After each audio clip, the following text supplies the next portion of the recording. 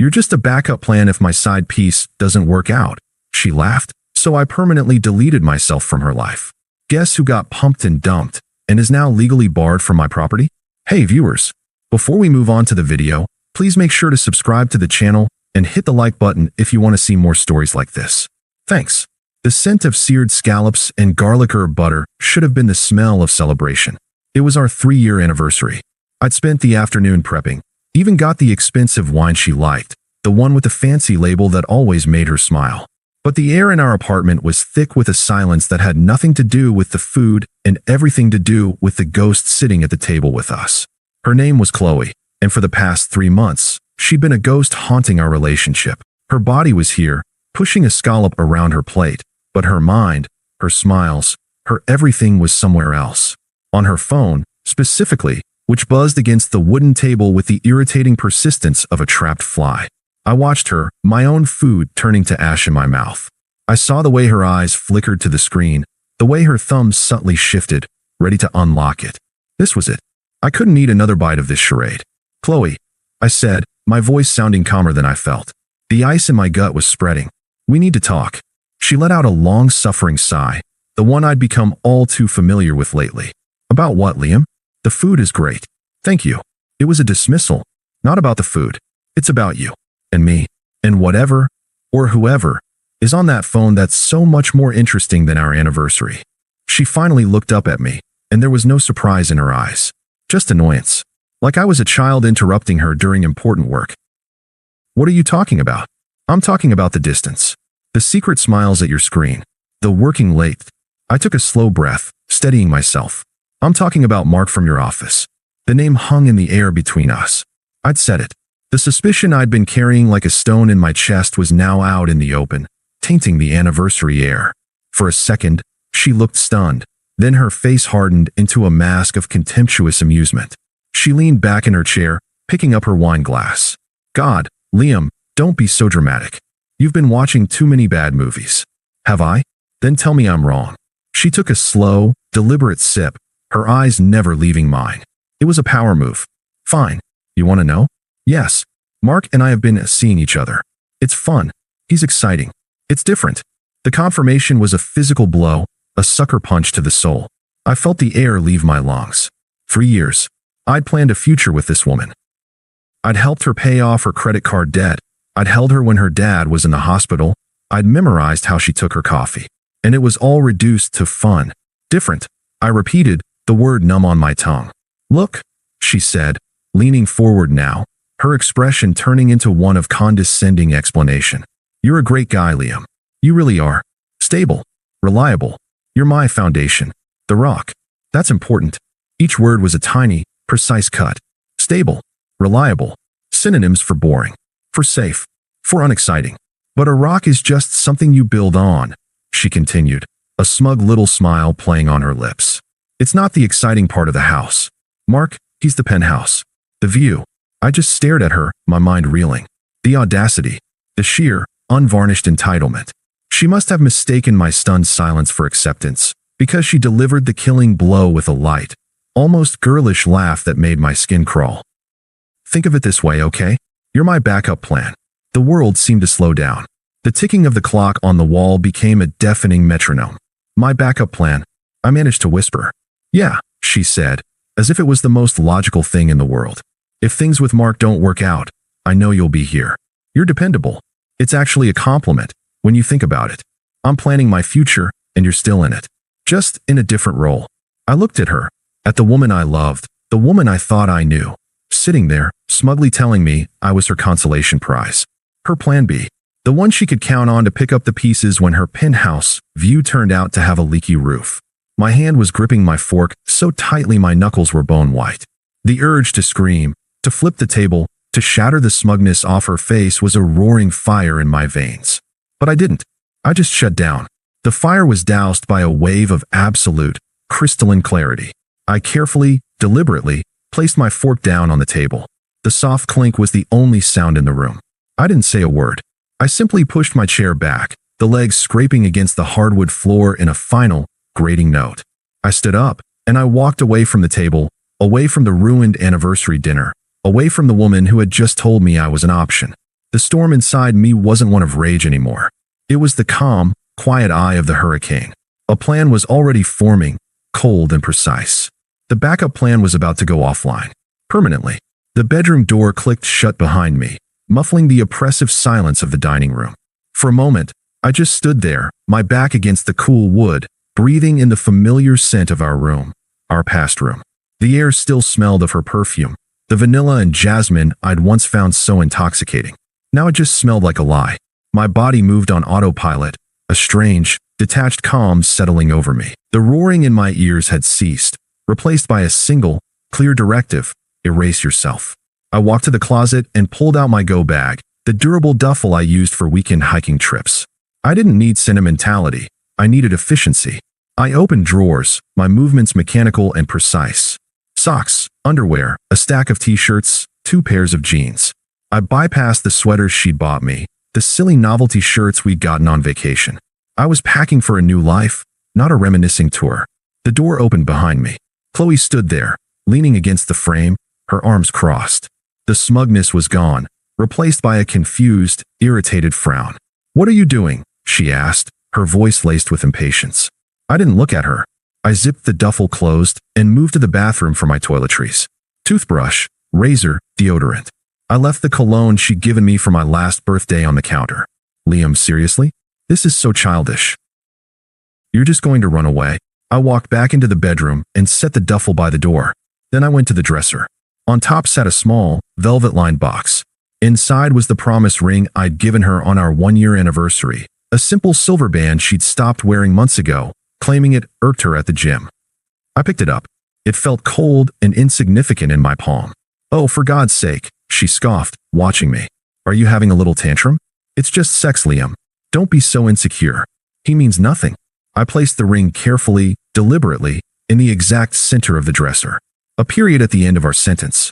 "It's not just sex," I said, my voice low and flat, still not looking at her. "It's the disrespect. It's you thinking so little of me that you tell me I'm your backup plan." She threw her hands up in the air. "It was a joke. You can't take a joke? This is why I need a real man. You're so sensitive. You get your feelings hurt over everything." I finally turned to face her. I didn't feel angry. I didn't feel hurt.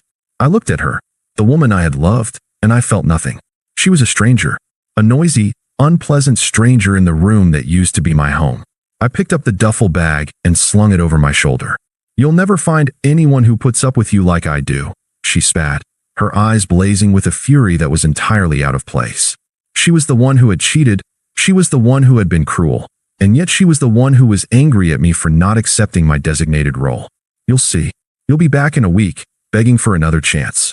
I reached for the doorknob. I looked her dead in the eye, my expression as unreadable as stone. "There is no backup plan," I said, my voice eerily calm. "The system has been deleted." I opened the door and walked out. I didn't slam it. I didn't look back. I just left it open, a void behind me. I heard her shrill voice chase me down the hallway. "You're making a huge mistake. You're nothing without me, Liam. Nothing." Her words bounced off the new, impenetrable shell around me. They meant less than the hum of the elevator I stepped into. As the doors closed, cutting off the sound of her vitriol, I pulled out my phone. My fingers moved with a swift, practiced ease. I went to my contacts, found her name, and hit block. Then I opened Instagram, Facebook, WhatsApp. Block, block, block. It took less than 60 seconds. By the time I reached the lobby and stepped out into the cool night air, Chloe had been digitally erased from my life. I took a deep breath, the city air filling my lungs, clearing out the last of the vanilla jasmine poison.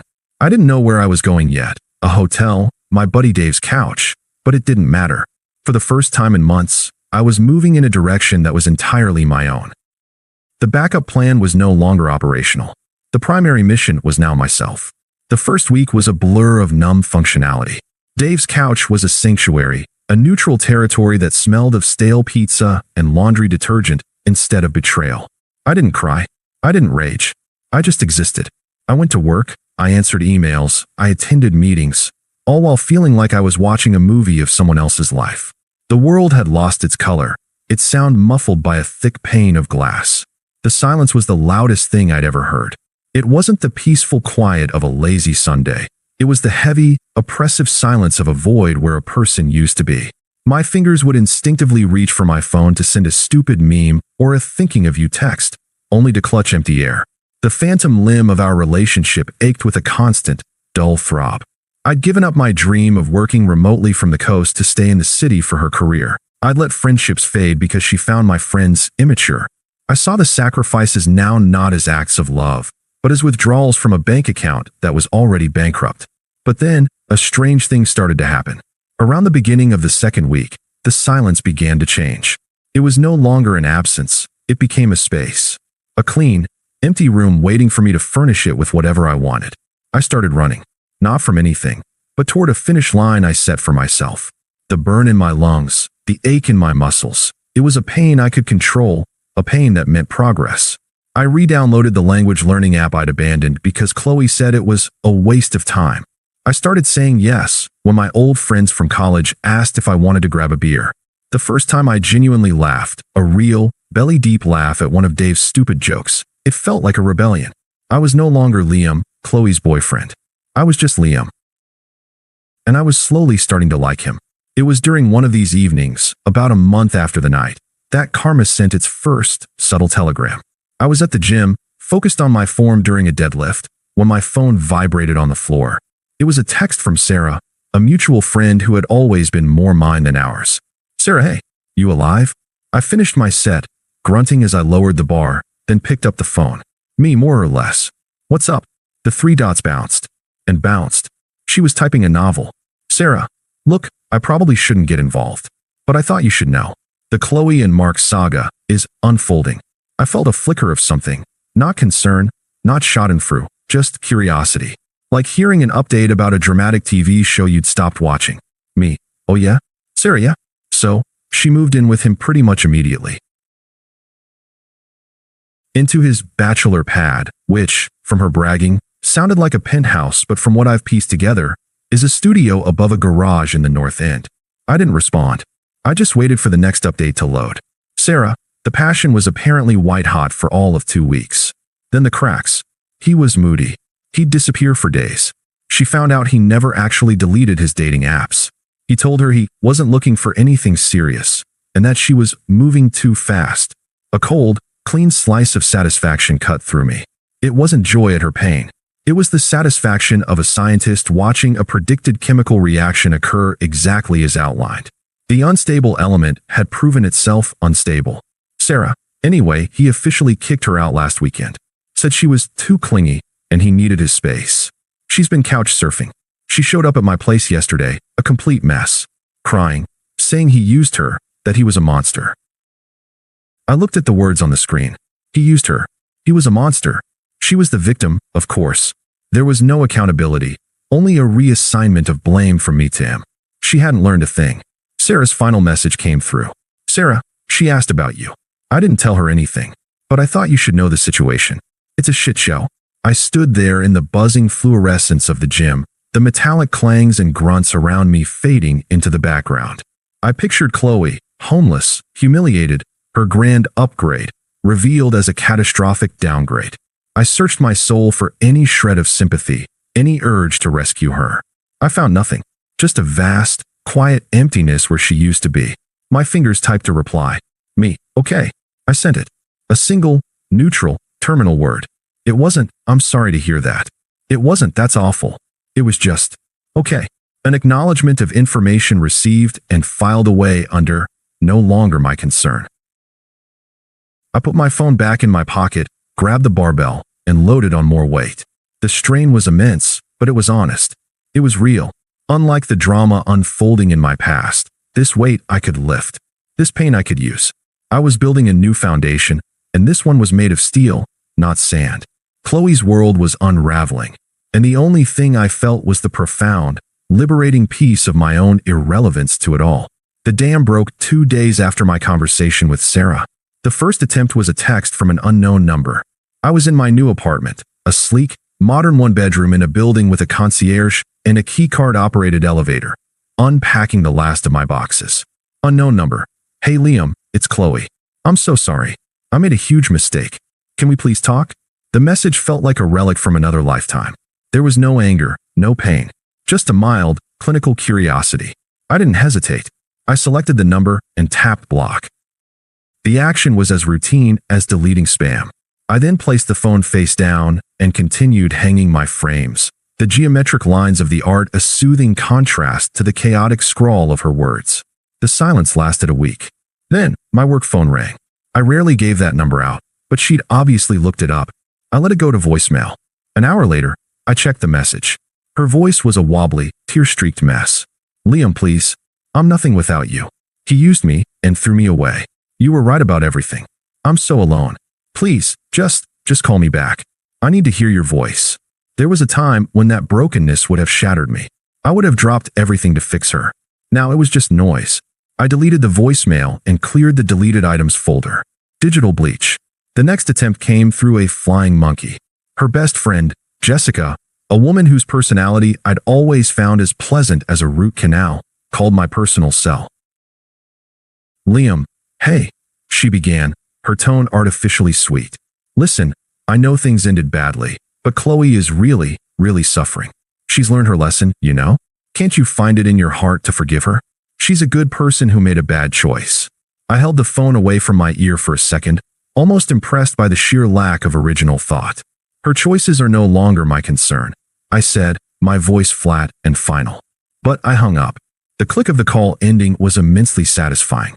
Then came the ambush. I was returning from a late dinner with a couple of guys from my new building. As I approached the lobby doors, a figure detached itself from the shadows.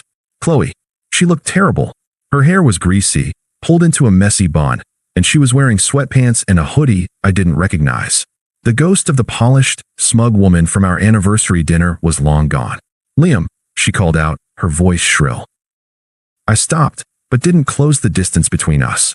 The 10 feet of sidewalk between us felt like a mile-wide moat. "Please, we need to talk," she pleaded, her eyes wide and desperate. "We don't," I said, and moved to walk past her. She stepped in front of me, blocking my path. I said I was sorry. "What more do you want from me? Do you want me to beg? Is that it?" Her voice was rising, attracting the attention of a couple across the street. "I want you to leave me alone. You were supposed to be there for me," she shrieked, the mask of desperation cracking to reveal the fury beneath. "That was your job. You're my boyfriend. I haven't been your boyfriend since you told me I was your backup plan," I replied, my tone still dangerously calm. Her use of the present tense was unhinged. "You're a cold, heartless bastard," she spat, her face contorted with a rage so pure it was almost impressive. "I hate you. Do you hear me? I hate you for this." I didn't flinch. I just looked at her, this screaming, pathetic stranger on the street, and felt nothing but a profound need for her to be gone. I sidestepped her, walked into my building, and approached the concierge desk. "David," I said to the man on duty, nodding toward the door. "The woman outside. Her name is Chloe Matthews. She is not a resident, and she is not to be allowed in, under any circumstances." David, a professional in his 60s, gave a curt nod. "Understood, Mr. Evans." I didn't look back as I walked to the elevator. The last thing I heard was the muffled sound of her screaming my name from the other side of the glass doors before they sealed shut. The ambush should have been the end of it. It wasn't. The incident outside the building had been a catalyst for her unraveling.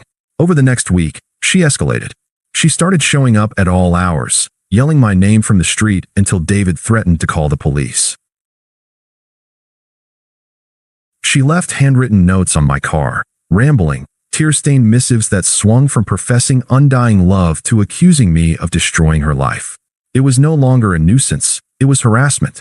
It was a threat to the peace I had fought so hard to build. My response was not emotional. It was procedural. I went down to the courthouse and filed for a restraining order. I provided the text from the unknown number, a log of the voicemail, the notes I'd saved from my car. The judge, reviewing the evidence of her escalating, unwanted contact, granted a temporary order. A process server delivered the papers to her at her mother's house, where she was now staying. The silence that followed was blissful. For about 10 days. Then, on a rainy Friday night, my intercom buzzed.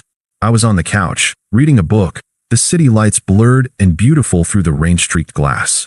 I walked over and pressed the button. Yes, it was David. "Mr. Evans, my apologies for the disturbance."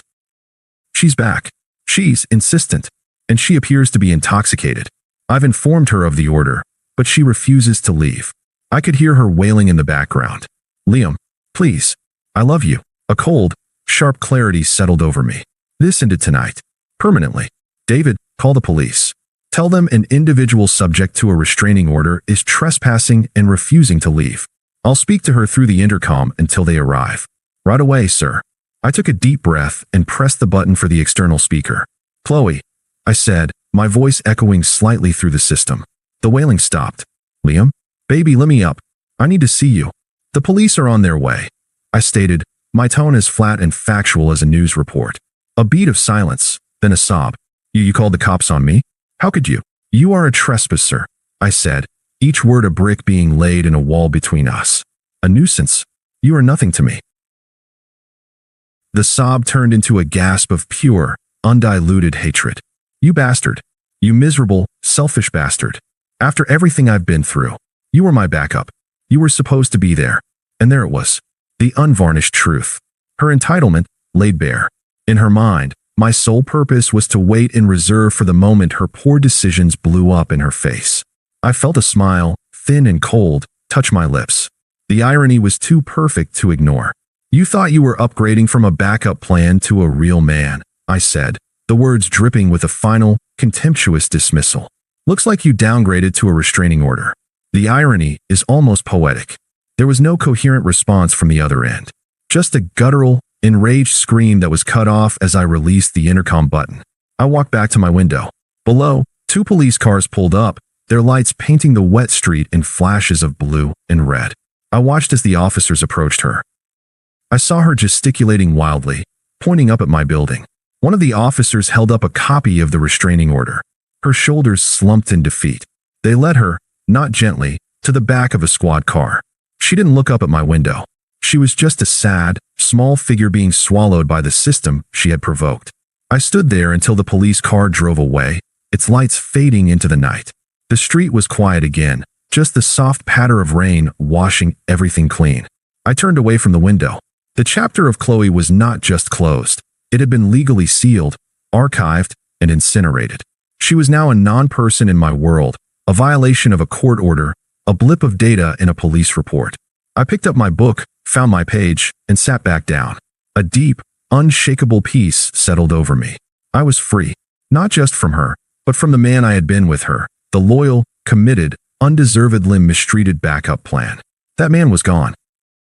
In his place was someone stronger, someone who protected his peace with the quiet, unyielding force of the law. And he was just getting started. Thanks for watching.